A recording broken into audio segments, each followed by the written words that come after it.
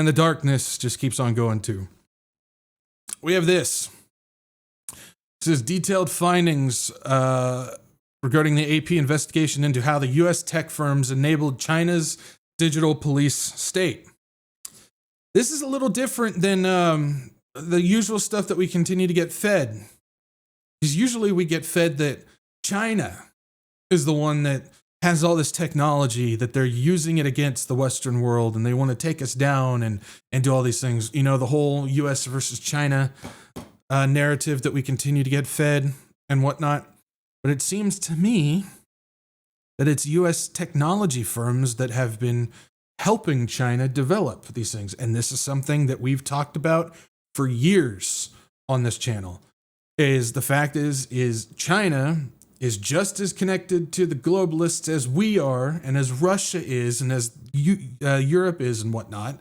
And the technology that's being used in China, they're testing it. They're getting it ready. They're making these things happen so it can start spreading across the world. China's not against us. They are being orchestrated and puppeteered by the same evil beings that we are. And it's all in lockstep. It's all to get the same stuff off the ground and make it happen. And I mean, this isn't new. I mean, we go back in history. Before China, it was Germany, right? Go back to Germany. Who was the U.S. technology company that was helping Nazi Germany back in the time? There's several of them. IBM, Ford, and those are some of the ones that were going on back then. It's because we're all working together to make this stuff happen. It says American tech companies, to a large degree, designed and built Chinese surveillance state, playing a far greater role in enabling human rights abuses than previously known. They sold billions of dollars of technology to the Chinese police, government, and surveillance companies, despite repeated warnings from U.S. Congress. Despite repeated warnings from the U.S. Congress and in the media that such tools were being used to quash dissident, persecute religious sects, and target minorities. We just went over last week, going over the whole Carbine situation. That code that is the ground floor of Carbine is the one that Eric Prince took and sold to China so they can go and hunt down the Uyghurs in the region. Imagine that. And that's a combination of Israeli and American technology to make that happen. It says the investigation was based on tens of thousands of leaked emails and databases from a Chinese surveillance company, thousands of pages of confidential corporate and government documents, public Chinese language marketing material, and thousands of procurements, many provided by ChinaFile, a digital magazine published by the nonprofit Asia Society. Let's see. The AP also drew from dozens open record requests and interviews with more than 100 current and former Chinese and American engineers, executives, experts, officials, administrators, and police officers. The American tech firms were by far the biggest suppliers, but German, Japanese, and Korean firms also had a role. Here are some examples. Regarding military access, a Chinese military contractor worked with Armonk, New York-based IBM in 2009 to design national intelligence systems, including a counter-terrorist system, according to the classified Chinese government documents. So we got IBM playing a part of this, which, again, IBM's always at the center of just evil stuff, man. I'll tell you what. IBM agents in China sold IBM's I2 policing analysis software to the Xinjiang police, China's Ministry of State Secretary, and other Chinese police units through the 2010s. I2 software was subsequently copied and deployed by one former IBM agent, Landasoft, as the basis for predictive policing platform that tagged hundreds of thousands of people as potential terrorists during brutal crackdown in China's far west Xinjiang region. We got that as well. We got ethnic stuff. Dell and then subsidiary VMware sold cloud software and storage devices to police and entities providing data to police in Tibet and Xinjiang. Even as late as 2022, after ethnic repression there was widely known, Dell addressed race in its marketing. In 2019, Dell said that on WeChat, it had teamed up with surveillance firm Yitu to sell a military-grade AI-powered laptop for Chinese police with all race recognition. Dell, based in Round Rock, Texas, told AP it conducts rigorous due diligence. Right. Sure. And I'm the Queen of England. Fingerprint recognition. Chinese defense contractor Howdy worked with IBM to construct China's national fingerprint database. Wow. That's getting awfully close to what they helped the Germans with regarding the Jewish people back in the 20s and the 30s. IBM said it never sold fingerprinting specific products to the Chinese government and that any possible misuse for fingerprinting purposes was done without his knowledge or assistance. I, again, don't believe that for a second. AI cameras, IBM, Dell, Tokyo-based Hitachi, and VMware promoted facial recognition for the use of Chinese police. Japanese electronic giant Sony said on its official WeChat account that it wired a Chinese prison with intelligent cameras, saying it was widely trusted for surveillance projects. California chip giant NVIDIA and Intel partnered with China's 3 biggest surveillance company to add AI capabilities to camera systems used for video surveillance across China. I hope we're getting the idea here. I hope we understand what's going on. This is something that I've talked about for a long time. The fact is the governments need the corporations. It used to be the other way around. It used to be that the corporations needed the government. Now it's flipped. The governments need the corporations. The corporations hold all the control. The corporations hold all of the technology. The corporations know all of the secrets. It's the corporations. We are transitioning from governments to corporations. And this is one of the main reasons, and I've held this for a long time, one of the main reasons that I believe that the power shift that we are currently seeing right now from government to corporation is also something that is eventually going to fold into what we see when it comes to the power shift of the end times, when we see the beast council getting set up, the 10 kings and so on and so forth. I think it's going to be these industry leaders. It's going to be these corporate leaders that are going to be the ones, because they hold all the power, all the technology, and all the secrets of everything that we see happening right now. And so we just continue to see more and more of this. The same companies that are basically building the systems here in the United States are the same ones that are building it in China, the same ones building it in Russia, the same ones building it in the Middle East, the same ones building it in Europe, all over. It's the same people, the same corporations that are doing it. Surveillance research. NVIDIA, IBM, and Hitachi staff collaborated with Chinese police researchers and companies on surveillance technology.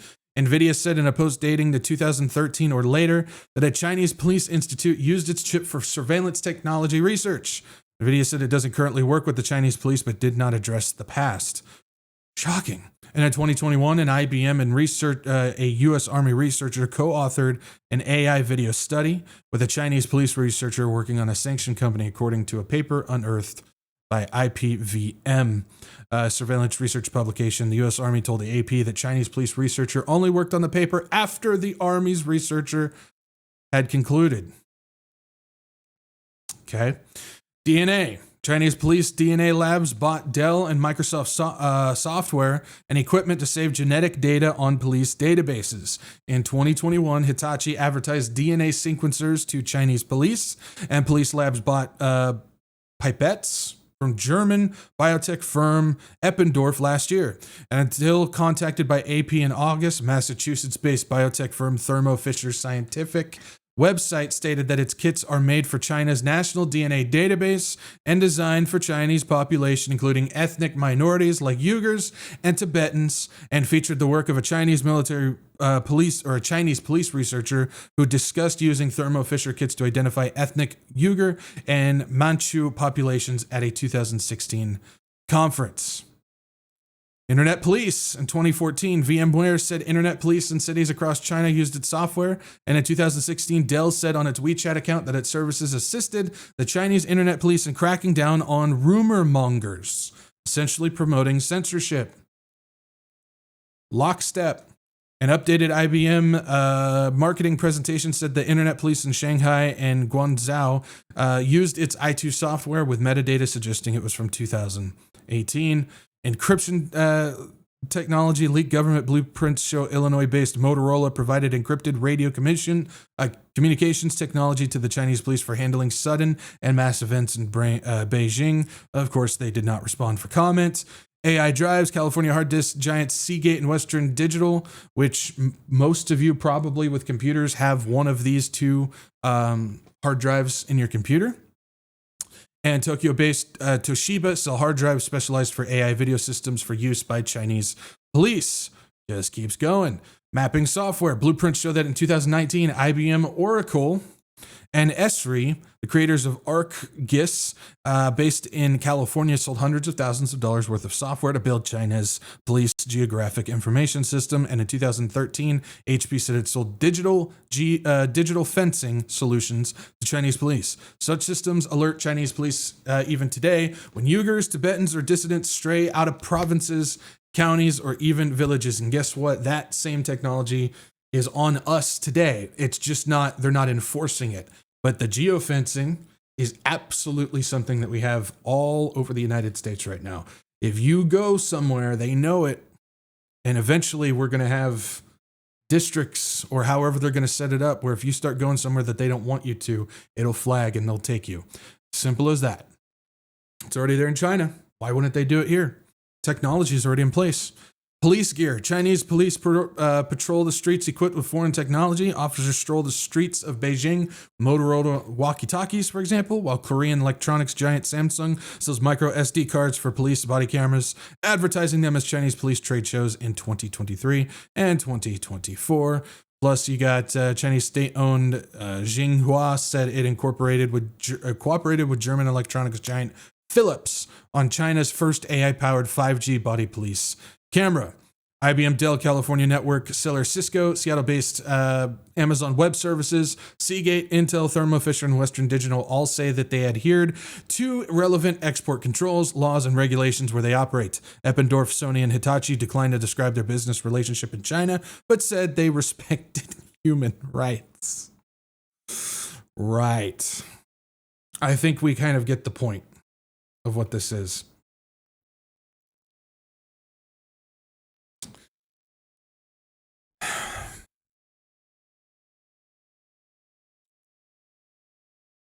How do I even want to go over this?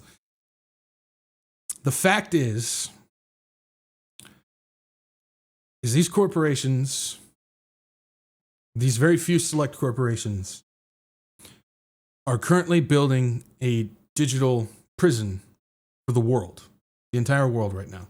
This is not conspiracy. This is not a movie script. This is not comic book. This is none of that. This is the reality of the situation that we're in right now. You know how I brought up the whole manipulation thing, manipulate society and whatnot? The thing is while this technology is being built, distributed, installed, and turned online and being tested, it's being tested 24/7 every day, and it has been.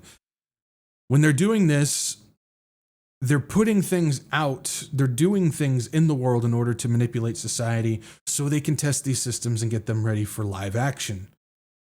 And so when we continue to get manipulated, when we continue to see things that happen and events unfold and all these things that can move society around. Look at 2020, man. That was one of the biggest tests that they've ever ran because they ran, I don't know how many systems. I'm still finding new systems that they were testing back then during that time.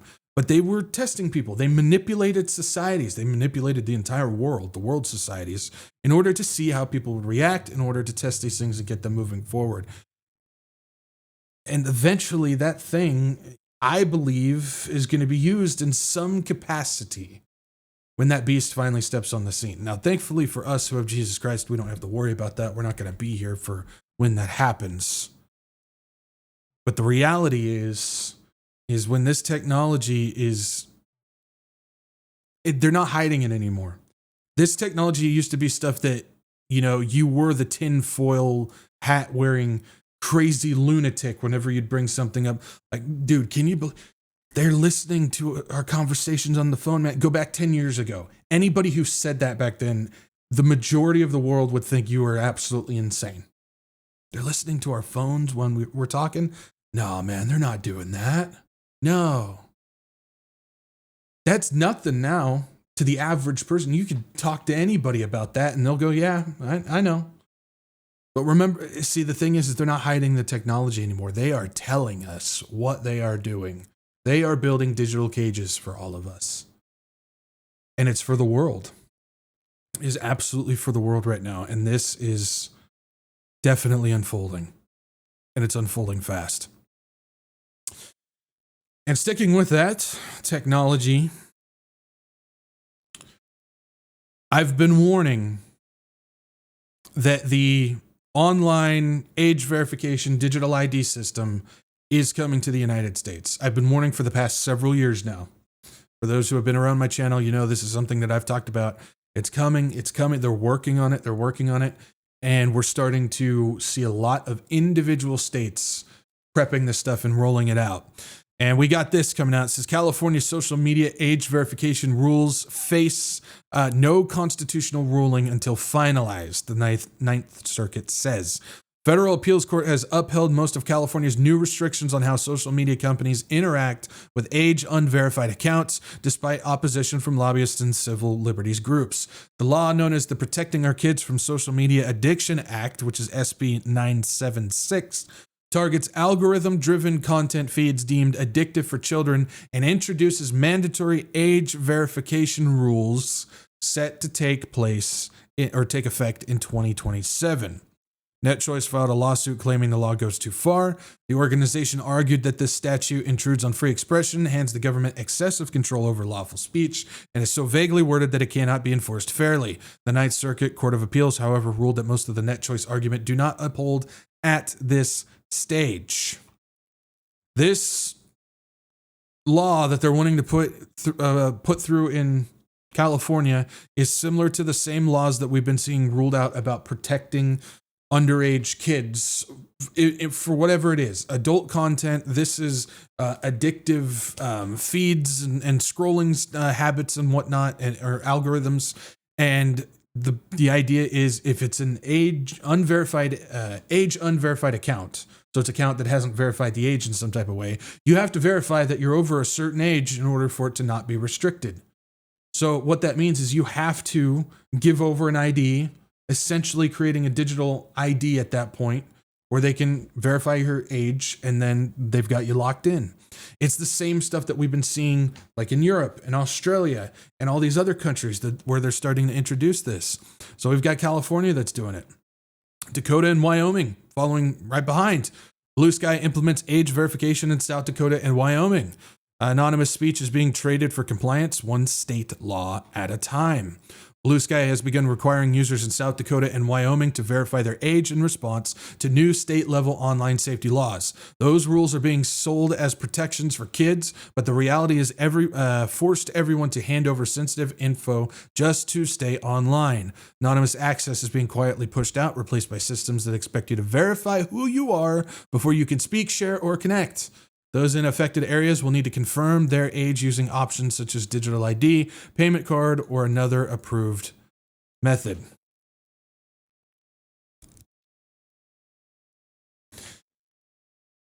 Now, that's just one social media company that's doing that, but South Dakota and Wyoming are indeed working on new laws, new legislation for their states to make it so you have to verify yourself before you can access whatever they want. That hasn't been determined quite yet, but they're moving in that direction. We saw Mississippi that's implementing that there. We saw some states already when it comes to adult stuff, like Texas and several other states have all did it for adult content websites. You have to submit your ID in order to verify who you are and whatnot. It's the same exact stuff, just piece by piece.